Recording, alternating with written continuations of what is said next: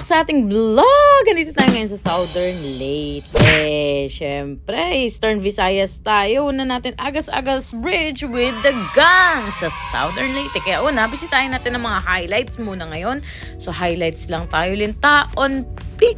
Ano ba to? 10,000, 100,000, 90,000. Basta Blossom Fields of Rose Tulips. Nakalimutan ko na, sobrang tagal. 2 months ago pa to mga friends. After nyan, wag kalimutan si Mama Mary before yung entrance nun. Tapos nung gabi na, ayan, naghalo-halo kami ni Maring Step. The next morning. Good morning! Ano pa? Sayang. So, andito na tayo sa Kalanggaman Island sa Palumpon, Leyte. Tapos, ayan, hanap-hanap lang tayo ng mga pahingang spot. Maganda dito sa Kalanggaman. Although, di natin nakita yung buong sandbar niya na famous. At least na-enjoy pa rin natin yung summer dito sa Pilipinas. Tapos, after nun, punta kami sa dulo. Doon kami nag-picture taking, nakapag-two-piece. Ayan. Tapos, syempre, hiram tayo kay Frenny natin na bona ng kanyang drone. At syempre, yung drone shots na yan, include natin sa video. Ayun na mga tropa! Ayan ang aming drone shot dito sa Kalanggaman.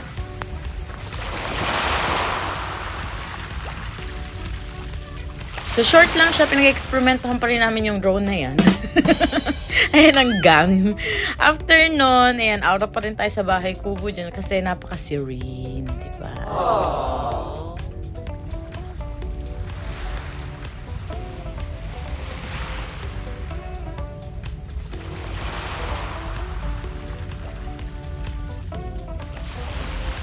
Pagkatapos na ito, tumulok na kami pabiliran kasi pupunta namin yung famous na Simbawan Island sa Biliran. At umakyat kami syempre dun sa famous na picture taking spot nila dun sa bundok nung taas na. Mataas naman siya. So, mga 10-15 minutes hike yun if I remember. So, picture lang kami dyan. After na bumalik na kami ng Leyte, ayan, minute ko si Tito Rai. Nagpakain siya, nagpa-dinner. Hours later. Tapos nasa San Juanico Bridge na kami niyan. The next day na yan eh. Picture taking pa rin. Although nakapunta na tayo dyan. Next namin yung Canhugas. Medyo maulan dyan kaya tinaguraan ko siyang Canhugas. Hindi pala maulang Canhugas. Next nun, Ulut River. Ayan, saglit lang kami doon. Pero ito yung favorite ko. Ulut River, yung torpedo ride. Ayan yung torpedo ride namin bago namin marating yan. Hindi siya pinakadulo. Yun lang yung pinaka parang jumping squad niya. Jumping squad. Thanks pala kay Marie Bros. Kanya picture taking ang video shot na yan. Compile ko rin siya dyan. So, ayan yung pinakadulo na, hindi na dulo nga, gitna na pwede naming talunin.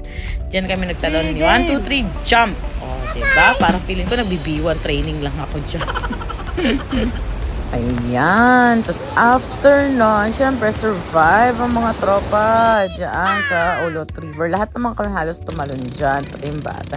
So, pabalik na kami kasi ang next namin pupuntahan dyan ay syempre ang Lulugayan Falls dito sa Calbiga. Ayan yung Lulugayan Falls. Hindi na kami naligo dyan. Aura-aura lang kami kasi kailangan na rin namin sooner or later bumalik sa Manila. May next flight pa kami. So, hanggang dito na lang muna yung vlog natin. Enjoy muna tayo sa Eastern Visayas. Yan lang naman yung mga highlights na na-compile ko.